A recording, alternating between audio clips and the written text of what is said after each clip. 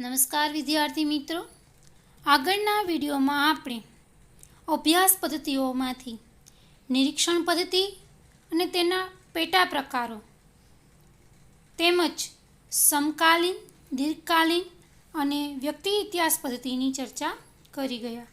હવે આપણે જે પદ્ધતિ ભણવાની છે તે પ્રયોગ પદ્ધતિ છે. પ્રયોગ પદ્ધતિ એ ખરેખર ખૂબ જ મહત્ત્વની પદ્ધતિ છે, કારણ કે પ્રયોગ પદ્ધતિ એ મનોવિજ્ઞાનને એક વિજ્ઞાન તરીકેનો દરજ્જો અપાવ્યો છે. તેથી પ્રયોગ પદ્ધતિને એમ કહી શકાય કે પ્રયોગ પદ્ધતિ એ મનોવિજ્ઞાનનું હાર્દ છે. પ્રયોગ પદ્ધતિ એ મનોવિજ્ઞાનને વિજ્ઞાનનો દરજ્જો અપાવી અન્ય વિજ્ઞાનોની હરોળમાં સ્થાન અપાવ્યું છે.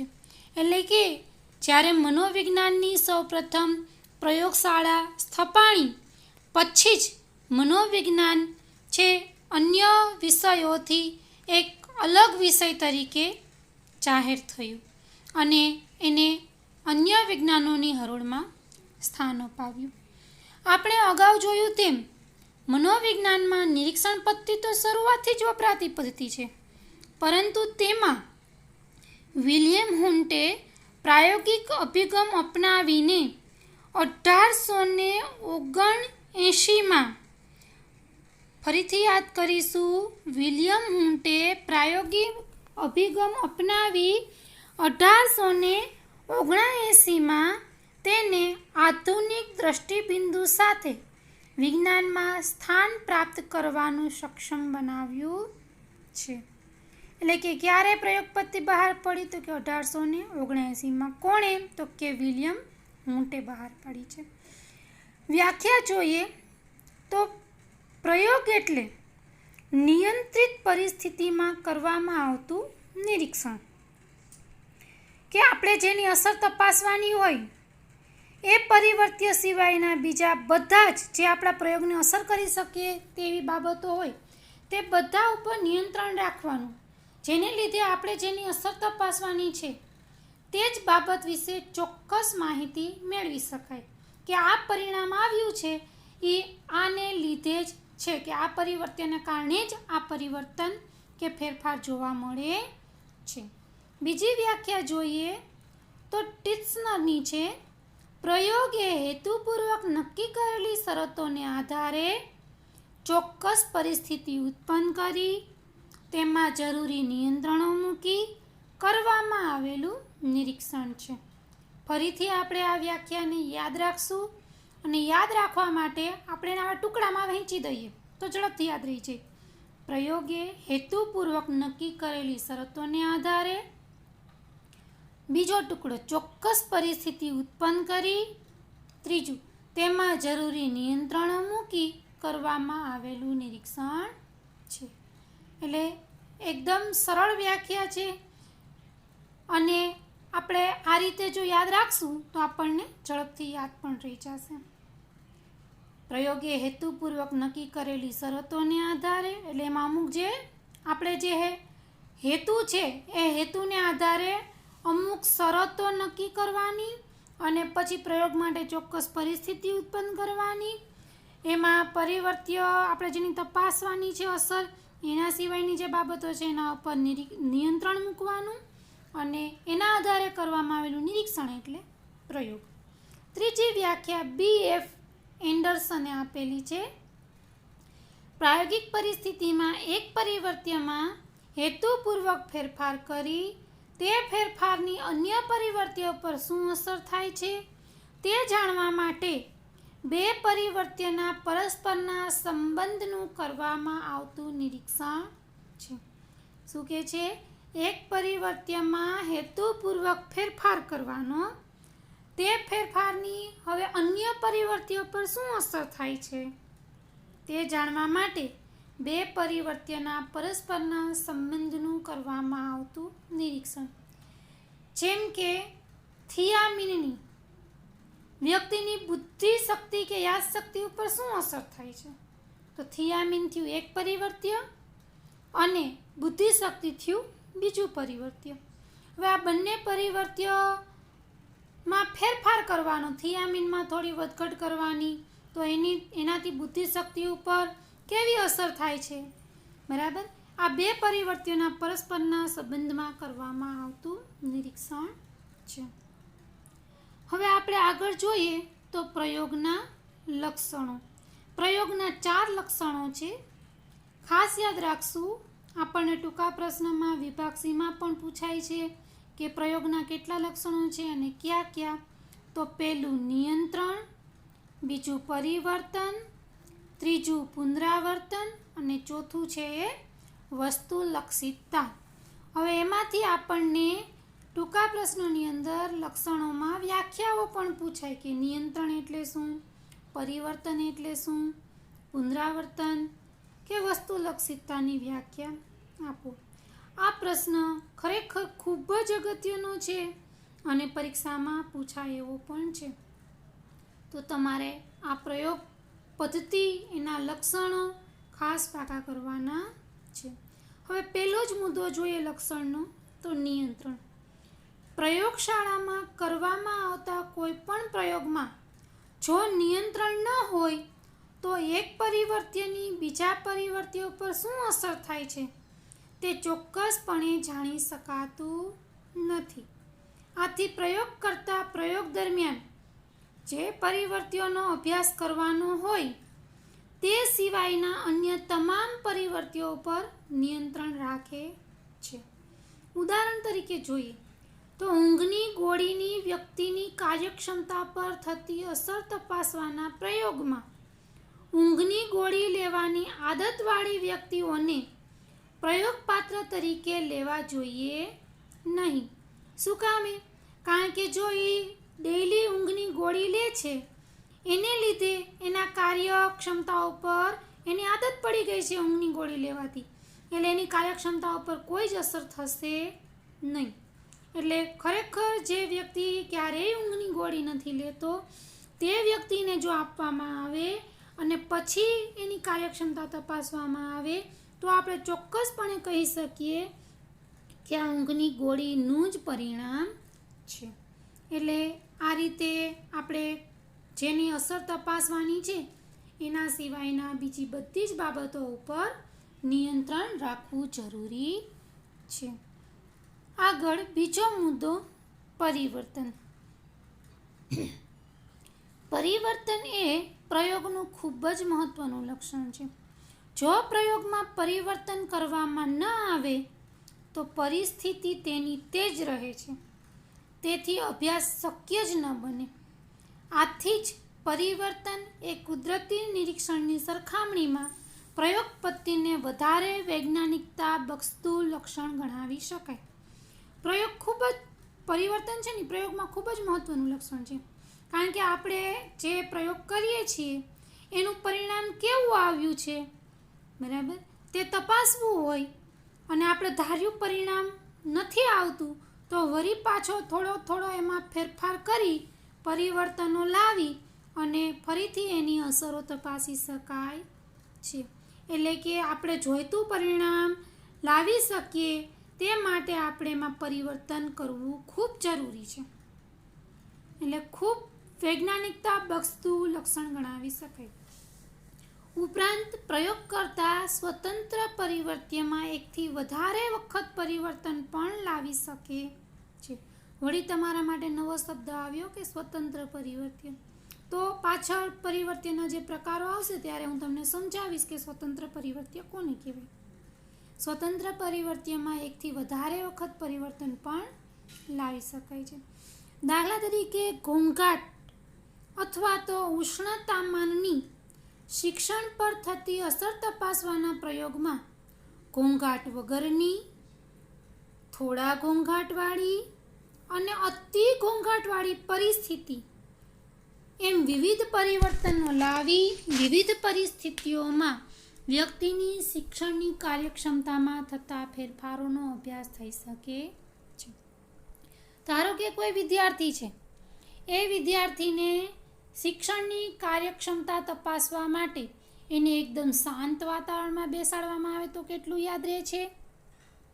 પછી બહુ થોડો ઘોંઘાટ હોય ત્યારે બેસાડવામાં આવે છે શિક્ષણ માટે તો કેટલું યાદ રહે છે, અથવા તો અતિશય ઘોંઘાટવાળી પરિસ્થિતિમાં એને કેટલું યાદ રહે છે.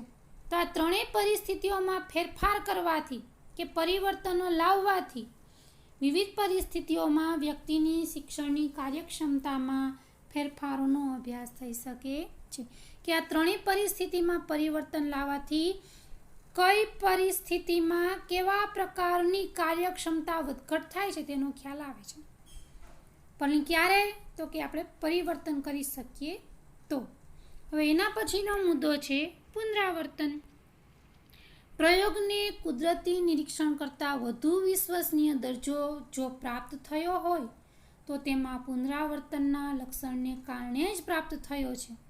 કારણ કે આપણે પ્રયોગનું વારંવાર પુનરાવર્તન કરી શકીએ છીએ. જ્યારે કુદરતી નિરીક્ષણમાં એવું છે, ઘટના એક વખત બની ગઈ, બરાબર, પછી હવે આપણે કંઈ ધરતીકંપ વિશેનો અભ્યાસ કરીએ, પાછો ધરતીકંપ ધારીએ તોય લાવી નથી શકતા.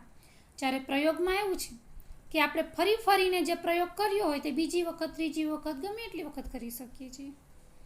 એટલે શું કહે છે? કુદરતી નિરીક્ષણ કરતાં વધુ વિશ્વસનીય દરજ્જો જો પ્રાપ્ત થયો હોય તો તેના પુનરાવર્તનના લક્ષણને કારણે જ પ્રાપ્ત થયો છે. કોઈપણ પ્રકારના નૈસર્ગિક પ્રયોગમાં પુનરાવર્તન શક્ય ન હોવાથી તેના પરિણામોની ચકાસણીનો અવકાશ હોતો નથી. એટલે જ કુદરતી નિરીક્ષણ કરતાં પ્રયોગશાળાનો પ્રયોગ વધુ વિશ્વસનીય ગણાય છે. સમય અને પરિસ્થિતિમાં બદલાવ આવતા જોવા મળતા પરિવર્તનનો અભ્યાસ પુનરાવર્તનને કારણે જ શક્ય બને છે. જેમ કે સમય બદલાય, પરિસ્થિતિ બદલાય, અમુક વર્ષો પછી જે બદલાવ આવે છે તો એ બદલાવ કે પરિવર્તનનો અભ્યાસ એ તે સમયે પ્રયોગ કર્યો હોય અને હવે જ્યારે બદલાવ આવ્યો છે ત્યારે આપણે અભ્યાસ કરીએ તો એ અભ્યાસ પુનરાવર્તનને કારણે જ શક્ય બને છે. દાખલા તરીકે અગાઉના પ્રયોગના પરિણામો પુરુષો કરતાં સ્ત્રીઓમાં સૂચનવસ્તા વધુ હોય છે. એવું પ્રયોગનું પરિણામ આવ્યું હતું કે પુરુષો કરતાં સ્ત્રીઓમાં સૂચનવસ્તા વધુ હોય છે. કે આપણે એને કાંઈ સૂચન આપે તો તરત જ એ સૂચનને વશ થઈ જાય છે, તેમ દર્શાવતા હતા પ્રયોગના પરિણામો પહેલાંના સમયમાં. હવે જ્યારે સ્ત્રી અબળા મટી અને સબળા બની, શિક્ષણ પ્રાપ્ત કરી શિક્ષિત બની, ત્યારે ઉપર દર્શાવેલા પરિણામમાં બદલાવ આવ્યો છે કે કેમ? કારણ કે પહેલાંના સમય કરતાં સ્ત્રીઓમાં આજે શિક્ષણનું પ્રમાણ પણ ખૂબ વધ્યું છે, સ્ત્રી સશક્તિ પ્રમાણ પણ વધ્યું છે. એટલા માટે હવે પહેલાંના પરિણામો જે હતા કે સ્ત્રીઓમાં સૂચનવસ્તા વધુ છે, પરંતુ આજની પરિસ્થિતિમાં આ પરિણામમાં બદલાવ આવ્યો છે કે કેમ તે પુનરાવર્તન ફરીથી પ્રયોગ કરી તો જ ખ્યાલ આવે. એટલે પુનરાવર્તનને કારણે ચકાસી શકાય છે. અને પ્રયોગનું છેલ્લું લક્ષણ છે વસ્તુલક્ષિતતા. પ્રયોગ દરમિયાન પ્રયોગકર્તા નિરીક્ષકની કોઈ પણ અંગત માન્યતા, મનોવલણ અને પૂર્વગ્રહ વગરનું નિરીક્ષણ એટલે વસ્તુલક્ષિતતા.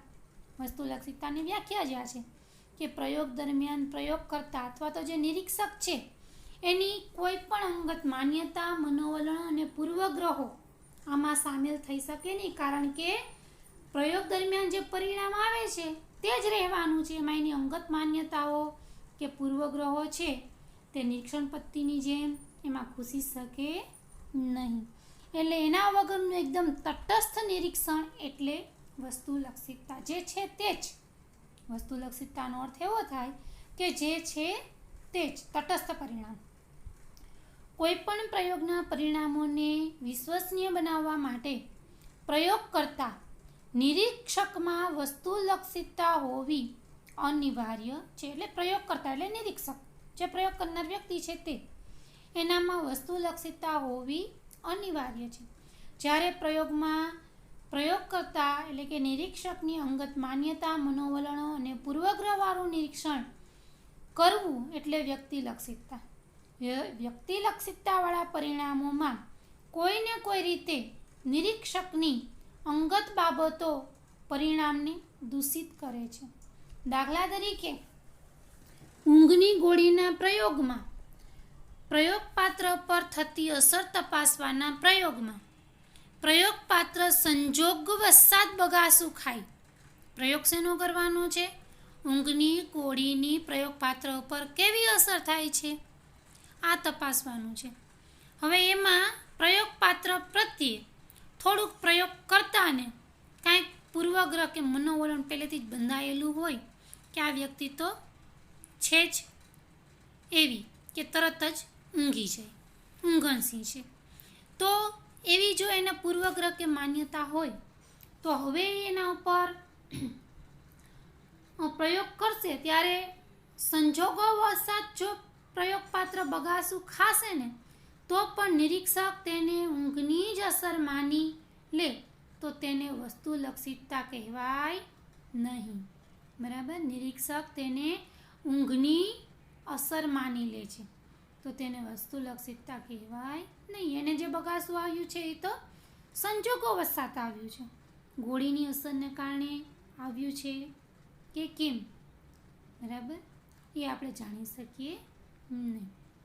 અથવા તો એની માન્યતાઓને પણ આપણે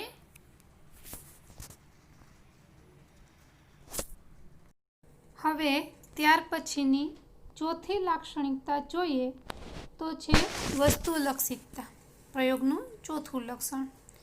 પ્રયોગ દરમિયાન પ્રયોગકર્તા એટલે કે નિરીક્ષક જે છે તેની કોઈ પણ અંગત માન્યતા, મનોવલણ અને પૂર્વગ્રહ વગરનું નિરીક્ષણ એટલે વસ્તુલક્ષિતતા એટલે કે તટસ્થતા, જેમાં પ્રયોગ કરનારની પોતાની કોઈ માન્યતા, મનોવલણ કે પૂર્વગ્રહો સામેલ થયેલા ન હોય તેના વગરનું નિરીક્ષણ એટલે વસ્તુલક્ષિતતા.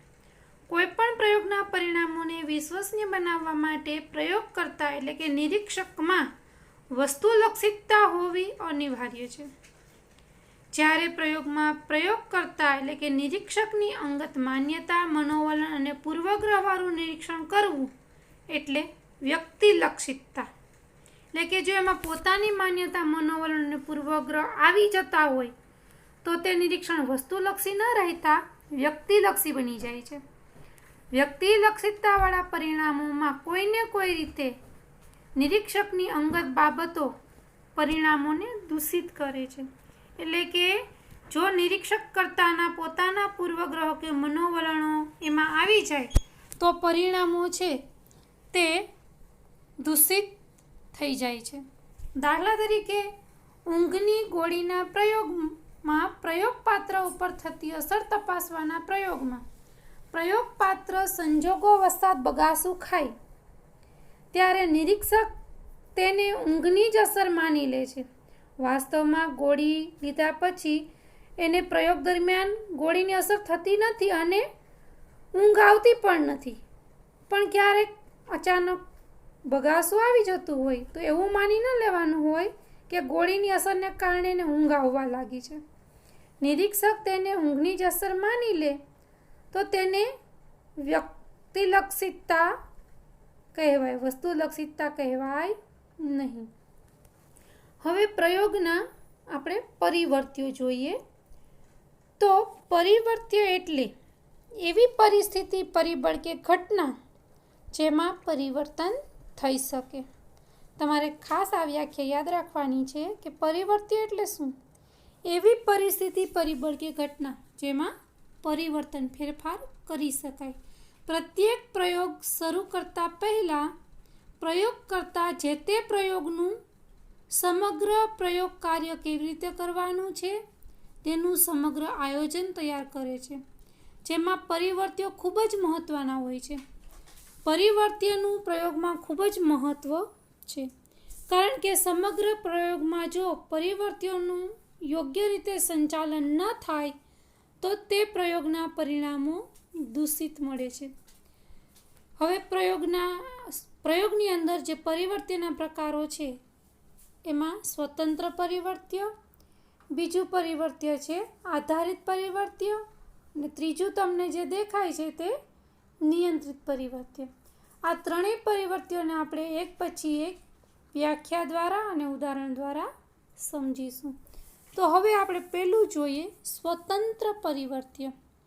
પ્રયોગમાં જેની અસર તપાસવાની છે અને પ્રયોગ કરતા જરૂર મુજબ જેમાં ફેરફાર કરી શકે છે તેને સ્વતંત્ર પરિવર્ત્ય કહેવાય. એટલે કે જે પરિવર્ત્યની આપણે અસર તપાસવાની છે અને પ્રયોગ કરતા એમાં ફેરફાર કરી શકવા સ્વતંત્ર છે તેને સ્વતંત્ર પરિવર્ત્ય કહેવાય. પ્રયોગ દરમિયાન સ્વતંત્ર પરિવર્ત્યમાં ફેરફાર કરવાથી પરિસ્થિતિમાં પણ પરિવર્તન આવશે. આ પરિવર્તન માટે જવાબદાર એવા સ્વતંત્ર પરિવર્ત્યની અસર પ્રયોગ દરમિયાન બે રીતે ચકાસી શકાય છે. એક સ્વતંત્ર પરિવર્ત્યને હાજર કે ગેરહાજર રાખીને અને બીજું સ્વતંત્ર પરિવર્ત્યની માત્રા એટલે કે પ્રમાણમાં ફેરફાર કરીને. હવે હાજર ગેરહાજર રાખીને કે માત્રામાં ફેરફાર કરીને આ વસ્તુને આપણે ઉદાહરણ દ્વારા સમજવાનો પ્રયત્ન કરીએ. દાખલા તરીકે આલ્કોહોલની પ્રયોગપાત્રની સ્મૃતિ પર થતી અસર. આલ્કોહોલ હોય છે એની સ્મૃતિ ઉપર કેવી અસર થાય છે તે ચકાસવાના પ્રયોગમાં આલ્કોહોલ એ સ્વતંત્ર પરિવર્ત્ય છે, કારણ કે જેની અસર તપાસવાની હોય એને શું કહેવાય? સ્વતંત્ર પરિવર્ત્ય. એટલે આલ્કોહોલ એ સ્વતંત્ર પરિવર્ત્ય છે. હવે આલ્કોહોલની અસર બે રીતે તપાસી શકાય. એક, પ્રયોગપાત્રને આલ્કોહોલ આપીને સ્વતંત્ર પરિસ્થિતિ, અને બીજું આલ્કોહોલ આપ્યા વગર. એટલે એને કેવી પરિસ્થિતિ કહેવાય? નિયંત્રિત પરિસ્થિતિ. એટલે કે એકમાં આલ્કોહોલને હાજર રાખીને અને બીજામાં નિયંત્રિત પરિસ્થિતિમાં આલ્કોહોલને ગેરહાજર રાખીને. અને બીજી રીતે એ રીતે પ્રયોગ થાય આપણે ઉપર કીધું એ પ્રમાણે કે પરિવર્ત્યની માત્રામાં કે પ્રમાણમાં ફેરફાર કરીને. તો આલ્કોહોલના પ્રમાણમાં ફેરફાર કરીને એક જૂથને 50 મિલી, બીજા જૂથને 100 મિલી, ત્રીજા જૂથને 150 મિલી આલ્કોહોલ આપીને 3 જૂથ લેવાના. એક જૂથને આલ્કોહોલ 50 મિલી આપવાનું, બીજા જૂથને 100 મિલી આપવાનું અને ત્રીજા જૂથને 150 મિલી આલ્કોહોલ આપીને ત્રણેય જૂથની સ્મૃતિની સરખામણી કરવાની કે 50 મિલી આપ્યું એની સ્મૃતિ ઉપર શું અસર થઈ, 100 આપ્યું હતું એ જૂથ ઉપર સ્મૃતિમાં શું અસર થઈ, અને ત્રીજું જૂથ જેને 150 મિલી આલ્કોહોલ આપેલું હતું એની સ્મૃતિ પર કેવી અસર થઈ. આ ત્રણેય જૂથની સ્મૃતિની સરખામણી કરી સ્વતંત્ર પરિવર્ત્યની માત્રામાં ફેરફાર કરવાથી થતા પરિવર્તનો પણ જાણી શકાય છે.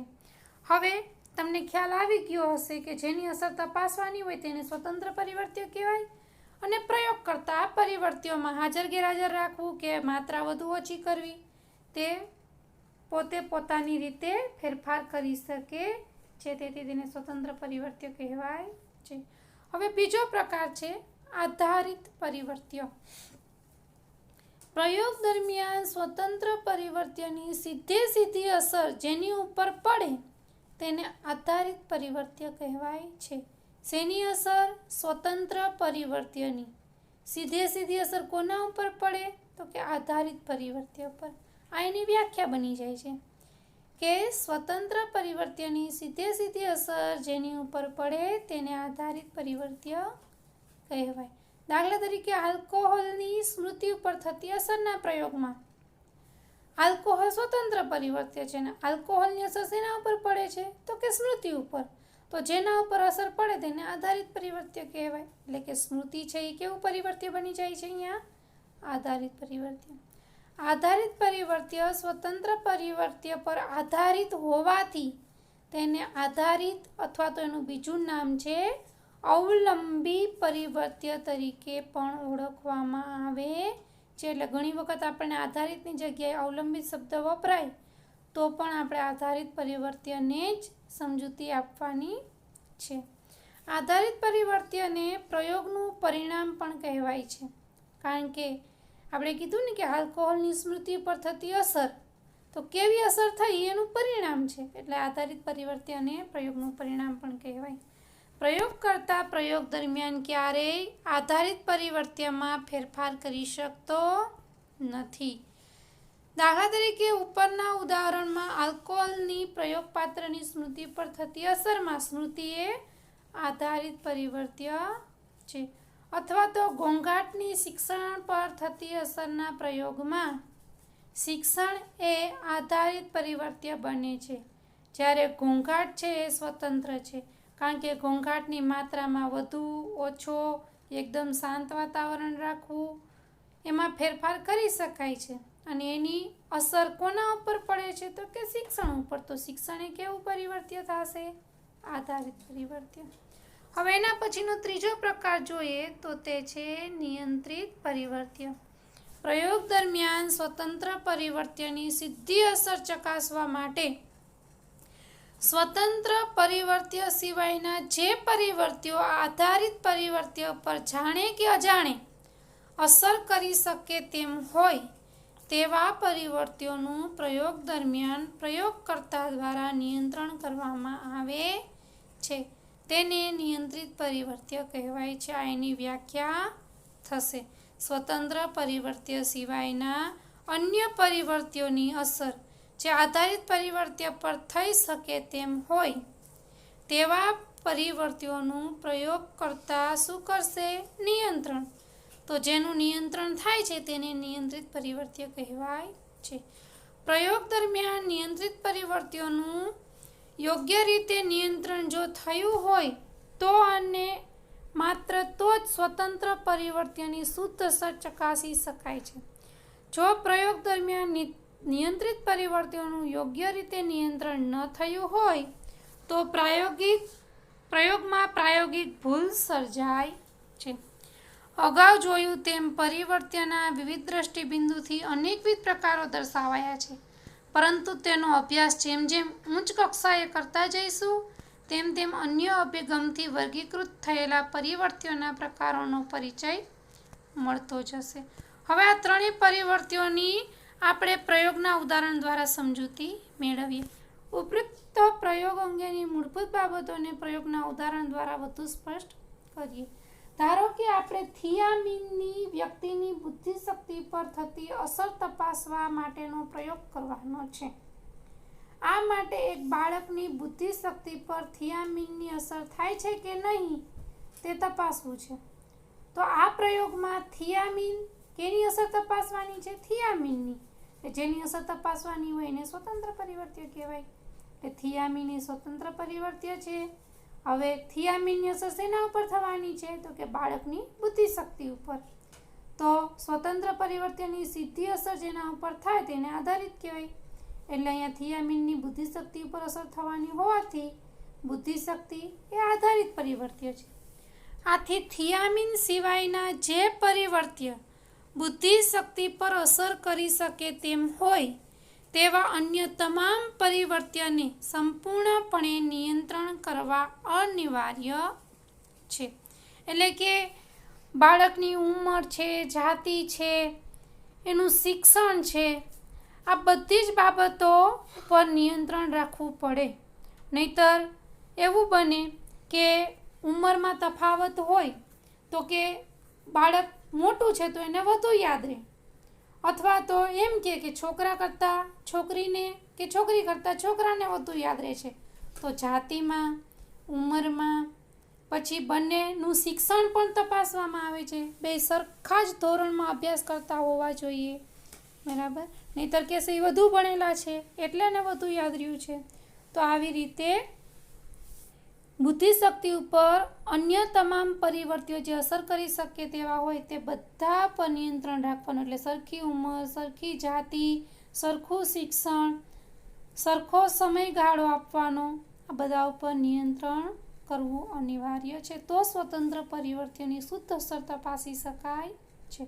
હવે બાળકને થિયામીન આપ્યા પહેલાં તેની બુદ્ધિશક્તિનું માપન કરવામાં આવે છે. આપ્યા પહેલાં પછી બાળકને લગભગ 6 માસ માટે સતત થિયામીન આપવામાં આવે છે. એ પછી બાળકની બુદ્ધિશક્તિનું માપન કરવામાં આવે છે. અને બાળકની બુદ્ધિશક્તિ પહેલાં કરતાં વધુ આવે તો ચોક્કસપણે કહી શકાય કે થિયામીનની બાળકની બુદ્ધિશક્તિ પર અસર થાય છે એમ આપણે કહી શકીએ. આ અભ્યાસ દીર્ઘકાલીન હોવાથી તે બાળકની બુદ્ધિશક્તિ પર થિયામીનની જ અસર થઈ છે કે કેમ? કારણ કે 6 મહિના સુધી તો એને સતત થિયામીન આપવું પડે છે, એટલે પરિણામની રાહ 6 મહિના સુધી જોવી પડે છે. એટલે હવે 6 મહિના સુધીમાં બાળક પર થિયામીનની જ અસર થઈ છે કે 6 મહિનાનું બાળક વધુ મોટું થયું છે એટલે બાળકની ઉંમર વધવાથી બાળકની બુદ્ધિશક્તિ વધી છે, તે નક્કી કરી શકાતું નથી. ઉપયુક્ત પ્રયોગની આ મર્યાદાને દૂર કરવા માટે આ પ્રયોગ 2 જૂથ ઉપર કરી શકાય, જેમાં બંને જૂથના આંતરવિધેયગત પરિવર્ત્યો ઉંમર, જાતિ, શૈક્ષણિક લાયકાત અને સામાજિક આર્થિક સ્તરની દ્રષ્ટિએ આ બંને જૂથ કેવા હોવા જોઈએ? સંતુલિત, એટલે કે સમાન હોવા જોઈએ. ઉંમર પણ સમાન, જાતિ, એની શૈક્ષણિક લાયકાત, એની આર્થિક સ્થિતિ, આ બધું સમાન હોવું જોઈએ. અને એક જૂથ નિયંત્રિત જૂથને થિયામીન આપ્યા વગર તે જૂથની બુદ્ધિશક્તિનું માપન કરવામાં આવે છે અને બીજા જૂથ પ્રાયોગિક જૂથને સતત નક્કી કરેલા સમયગાળા માટે થિયામીન આપ્યા પછી કે થિયામીન આપીને બુદ્ધિશક્તિનું માપન કરવામાં આવે છે. એટલે જે 2 જૂથ લેવામાં આવે છે એ બંને જૂથની બધી દ્રષ્ટિએ સંતુલિત રાખ્યા પછી એક જૂથને શું કરવામાં આવે છે તો કે સતત નક્કી કરેલા સમયગાળા સુધી થિયામીન આપવામાં આવે છે અને બીજું જે જૂથ છે, નિયંત્રિત જૂથ છે, એને થિયામીન આપ્યા વગર બુદ્ધિશક્તિનું માપન કરવામાં આવે છે. ત્યાર પછી બંને જૂથની બુદ્ધિશક્તિની તુલના કરતાં જો પ્રાયોગિક જૂથનો બુદ્ધિઆંક નિયંત્રિત જૂથ કરતાં વધુ આવે તો સ્પષ્ટપણે, એટલે કે જેને થિયામીન આપેલું હતું એનો બુદ્ધિઆંક જો નથી આપેલું તે જૂથ કરતાં વધુ આવે, કારણ કે હવે ઉંમર, જાતિ, શૈક્ષણિક લાયકાત બધી જ રીતે તો સમાન છે, બસ ફરક એટલો જ છે કે એકને થિયામીન આપેલું છે ને બીજાને આપેલું નથી, તો પ્રાયોગિક જૂથનો બુદ્ધિઆંક નિયંત્રિત જૂથ કરતાં વધુ આવે તો સ્પષ્ટપણે થિયામીનની જ બુદ્ધિશક્તિ પર અસર છે તેમ ચોક્કસ કહી શકાય. આમ આ રીતે નિષ્કર્ષ તારવીને થિયામીનની વ્યક્તિની બુદ્ધિશક્તિ પર થતી અસર પ્રાયોગિક ધોરણે જાણી શકાય છે. હવે આ પ્રયોગના લાભ અને મર્યાદા પણ આપણે જોઈ લઈએ. પ્રયોગના લાભ.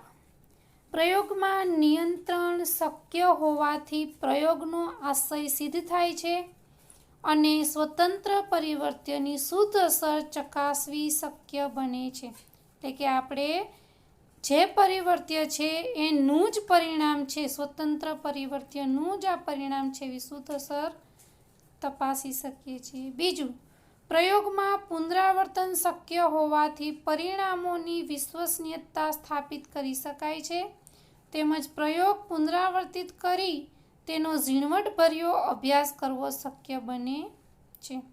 એટલે કે વારંવાર આપણે એકના એક પ્રયોગનું પુનરાવર્તન કરીએ તો દર વખતે એક જ પરિણામ આવે છે તો એની વિશ્વસનીયતા વધી જાય છે અને વારંવાર પુનરાવર્તન કરવાને કારણે એકદમ ઊંડાણપૂર્વક, ઝીણવટપૂર્વક અભ્યાસ પણ થઈ શકે છે. ત્રીજું, પ્રયોગકર્તા પોતાની ઈચ્છા પ્રમાણે પ્રયોગમાં પરિવર્તન કે હસ્તપ્રયોજન કરી શકે છે. ઈચ્છા પ્રમાણે પ્રયોગમાં ફેરફાર લાવી અને કેવી અસરો થાય છે તે વિવિધ રીતે જાણી શકે છે.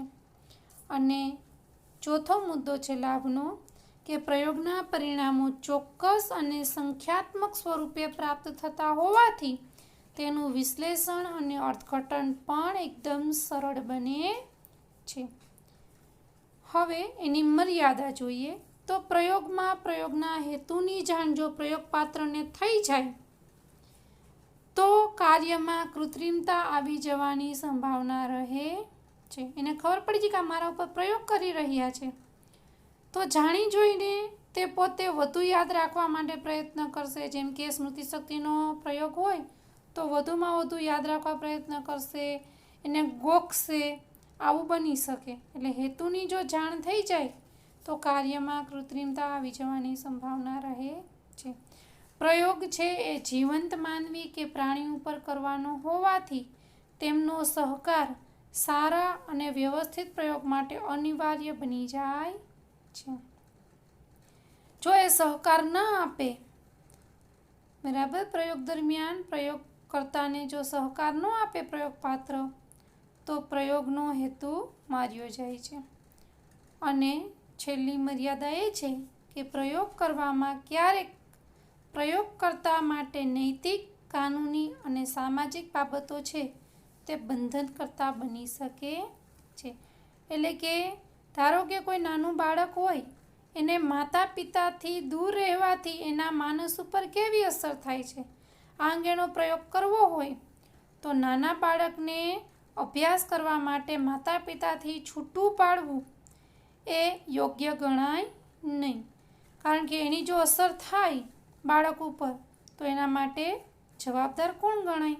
એટલે આ નૈતિક, કાનૂની અને સામાજિક રીતે બંધનકર્તા બની જાય છે. તો આવા પ્રયોગો કરી શકાતા નથી. હવે આપણે એના પછીની પદ્ધતિ જોઈએ.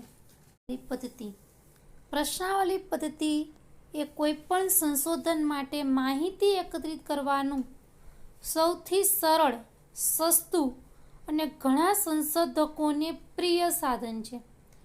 પ્રશ્નાવલી એટલે ચોક્કસ માહિતી એકત્રિત કરવાના હેતુથી જે તે સમસ્યા એટલે કે હેતુના સંદર્ભમાં તૈયાર કરવામાં આવેલા પ્રશ્નોની યાદી એટલે કે હારમાળા, જેમાં ઉત્તરદાતાએ એટલે કે જે જવાબ આપનાર વ્યક્તિ છે તેમણે દરેક પ્રશ્ન વાંચી, સમજી, વિચારીને ઉત્તર આપવાનો હોય છે. હવે પ્રશ્નાવલીની વ્યાખ્યા જોઈએ. પ્રશ્નાવલી એટલે નિશ્ચિત સમસ્યા માટે ચોક્કસ માહિતી એકત્રિત કરવાના હેતુથી તૈયાર કરવામાં આવેલો પ્રશ્નનો સમૂહ. શું કીધું? કે કોઈ આપણી પાસે ચોક્કસ નિશ્ચિત સમસ્યા છે. હવે સમસ્યા માટે શું કરવાનું છે? માહિતી એકત્રિત કરવાની છે. તો એ માહિતી એકત્રિત કરવાના હેતુથી શું કરવામાં આવે છે? એને લાગતા વળગતા પ્રશ્નોનો એક સમૂહ એટલે કે પ્રશ્નોની યાદી બનાવવામાં આવે છે. તો આપણે એની વ્યાખ્યા રીતે યાદ રાખીશું. પ્રશ્નાવલી એટલે નિશ્ચિત સમસ્યા માટે ચોક્કસ માહિતી એકત્રિત કરવાના હેતુથી તૈયાર કરવામાં આવેલ પ્રશ્નનો સમૂહ. પ્રશ્નાવલી એ પ્રશ્નનો એવો સમૂહ છે કે જેમાં સંશોધનક્ષમ વિષય અંગેના સરળ પ્રશ્નોના ઉત્તરદાતા સ્વયં આપે છે. પ્રશ્નાવલી સંશોધક ઉત્તરદાતા પાસે રૂબરૂ જઈને ભરાવી શકે છે. ઉત્તરદાતા જાતે જ પોતાની જાણ કે મંતવ્ય પ્રમાણે ઉત્તર આપે છે. પ્રશ્નાવલીનો સૌથી મોટો લાભ એ છે કે તેમાં જો સંશોધક એટલે કે નિરીક્ષક પાસે સમયનો અભાવ હોય તો પ્રશ્નાવલી ઉત્તરદાતાને ટપાલ દ્વારા મોકલી આપીને પણ ભરાવી શકાય છે. કારણ કે ઘણી વખત એવું બને કે જેની પાસેથી ઉત્તર મેળવવાના છે તે ઉત્તરદાતા ખૂબ દૂર રહેતા હોય, બીજા ગામમાં રહેતા હોય, તો પ્રશ્નાવલી એક પાસે જઈને ભરાવવી અઘરી બની જાય. કારણ કે સમયનો અભાવ હોય ત્યારે એને પોસ્ટ કરીને પણ મોકલી શકાય છે. તેથી જ પ્રશ્નાવલી દ્વારા ઓછા સમયમાં ખૂબ જ મોટા સમૂહ પાસેથી, કારણ કે પ્રશ્નાવલી આપણે એક સાથે 500 વ્યક્તિને પણ મોકલી શકીએ છીએ કે 500 વ્યક્તિ પાસે પણ એકસાથે બેસાડીને ભરાવી શકીએ છીએ. એટલે મોટા સમૂહ પાસેથી માહિતી એકત્રિત કરી શકાય છે. પ્રશ્નાવલીના પ્રશ્નો સમસ્યાના સંદર્ભમાં જ મુદ્દાસર, સ્પષ્ટ તેમજ ઉત્તરદાતાને દિશા ન સૂચવે એવા હોવા જોઈએ. કેવા હોવા જોઈએ પ્રશ્નો? તો કે આપણે જેના વિશે માહિતી મેળવવાની છે એ નિશ્ચિત સમસ્યાને લગતા વળગતા જ હોવા જોઈએ. પ્રશ્નોના ક્રમ પણ કેવા હોવા જોઈએ? મુદ્દાસર ને એકદમ પ્રશ્ન છે વાંચી શકાય એવા સ્પષ્ટ, ઉત્તરદાતાને પાછા દિશા ન સૂચવે એવા હોવા જોઈએ. પ્રશ્નાવલીમાં દરેક પ્રશ્નોનો ક્રમ તાર્કિક હોય એ પણ ખૂબ જરૂરી છે. તાર્કિક મીન્સ કે પહેલો પ્રશ્ન પછી જે બીજો પ્રશ્ન છે તો પહેલા પ્રશ્ન પછી જે પ્રશ્ન આવતો હોય તે જ હોવો જોઈએ. ઘણી વખત આપણે એવું કહીએ કે કોઈ પાસે પ્રશ્નાવલી ભરાવતા હોઈએ ત્યારે તો કે પહેલાં માહિતી પ્રશ્નોને આપણે જેના વિશે માહિતી મેળવવાની છે તેને લગતા પ્રશ્નો હોય, છેલ્લે વ્યક્તિનું નામ અને એની સરનેમ ને એ બધું પાછળ આવે તો એ યોગ્ય તાર્કિક ક્રમમાં કહેવાય નહીં. આમ પ્રશ્નાવલી પ્રશ્નોના સ્વરૂપને આધારે પ્રશ્નાવલીના મુખ્યત્વે 2 પ્રકારો પડેલા છે. અહીંયા ટૂંકો પ્રશ્ન આપણને પૂછી શકાય છે કે પ્રશ્નાવલીના કેટલા પ્રકાર છે અને ક્યાં ક્યાં. તો પહેલો પ્રકાર છે જેને બંધ, સાંકેતિક કે સીમિત પ્રશ્નાવલી કહેવાય છે, અને બીજો જે પ્રકાર છે એને મુક્ત, ખુલ્લી, અભિપ્રાયલક્ષી કે વિસ્તૃત પ્રશ્નોની પ્રશ્નાવલી કહી શકાય છે. એટલે મુખ્ય 2 પ્રકાર છે. ક્યાં? તો કે બંધ અને ખુલ્લા પ્રકારની પ્રશ્નાવલી. આપણે આટલો જવાબ લખીએ તો પણ ચાલે. પ્રશ્નાવલી સંરચિત અને અસંરચિત પણ હોઈ શકે. સંરચિત એટલે કે પહેલેથી જ પ્રશ્નોનું આયોજન હોય, અને અસંરચિત એટલે કે એમાં પહેલેથી પ્રશ્નો નક્કી ના હોય, પરંતુ ઘણી વખત એવું બને કે આપણે વ્યક્તિને પ્રશ્ન પૂછતા જાય, એમાંથી નવા પ્રશ્નો છે એ આવતા જાય અને પ્રશ્નાવલી છે એ આગળ વધતી જાય. પ્રશ્નાવલીના પ્રશ્નો વાસ્તવિક કે અભિપ્રાયલક્ષી પણ હોઈ શકે છે. પ્રશ્નાવલીના લાભ અને મર્યાદા નીચે પ્રમાણે છે. લાભ. પ્રશ્નાવલીનો લાભ એ છે કે એકસાથે મોટા સમૂહને આપી શકાય છે. બીજું, પ્રશ્નાવલી ખૂબ ઝડપી, પૂર્વગ્રહ રહિત અને વસ્તુલક્ષી માપન પદ્ધતિ છે. કારણ કે જે તે વ્યક્તિના જ જવાબો હોય છે, એટલે એમાં જે પ્રયોગ કરનાર વ્યક્તિ છે, નિરીક્ષક છે, એ નિરીક્ષકના પોતાના મંતવ્યો આવવાની કોઈ શક્યતા જ નથી. પ્રશ્નાવલી સંચાલન માહિતીના એકત્રીકરણ અને વિશ્લેષણની દ્રષ્ટિએ અન્ય પદ્ધતિઓ કરતાં ખૂબ જ સરળ છે, અને પ્રશ્નાવલીમાં મોટાભાગે પ્રશ્નોના સંદર્ભમાં જ માહિતી પ્રાપ્ત થતી હોવાથી બિનજરૂરી માહિતી પ્રાપ્ત થતી રોકી શકાય છે. અને મર્યાદા. પ્રશ્નાવલીમાં સંશોધકને ઘણીવાર પ્રતિનિધિરૂપ નિદર્શ પસંદ કરવામાં મુશ્કેલી પડે છે. કોની પાસે ભરાવવી, તો કોને આપવી, એ પ્રતિનિધિરૂપ નિદર્શ કે નમૂનો, નિદર્શ એટલે નમૂનો, એને પસંદ કરવામાં મુશ્કેલી પડે છે. કારણ કે જે વ્યક્તિને આપે છે પછી એનું જે પરિણામ આવે એ બધાને લાગુ પાડવાનું હોય છે. અને બીજી મર્યાદા, દરેક મોકલેલી પ્રશ્નાવલી ભરાઈને પરત આવતી નથી, અને જે ભરાઈને પરત આવે છે તેમાં પણ તે અધૂરી કે અસ્પષ્ટ હોઈ શકે છે. અથવા તો એમ પણ કહી શકાય કે જે ભરાઈને આવી છે એ જે તે વ્યક્તિએ જ ભરી છે કે બીજી વ્યક્તિએ ભરી છે એની પણ કોઈ ખાતરી હોતી નથી. તો અત્યારે આપણે અહીંયા આગળ જોઈએ તો પ્રશ્નાવલીની મોટામાં મોટી મર્યાદા એ પણ છે કે તેમાં સાંકેતિક કે બંધ પ્રશ્નો હોવાથી પ્રાપ્ત થતી માહિતીમાં વિવિધતા, સર્જનાત્મકતા અને વૈયક્તિકતાનો અભાવ જોવા મળે છે.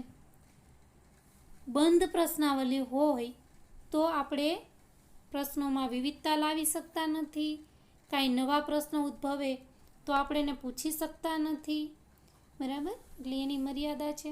અને છેલ્લો મુદ્દો કે પ્રશ્નાવલીના ઉત્તરો લખવા માટે ફક્ત શિક્ષિત અને ચોક્કસ ભાષા એટલે કે પ્રશ્નાવલીની ભાષા જે જાણતા હોય એવા લોકોમાંથી જ નિદર્શ કે પસંદગીને અવકાશ રહે છે.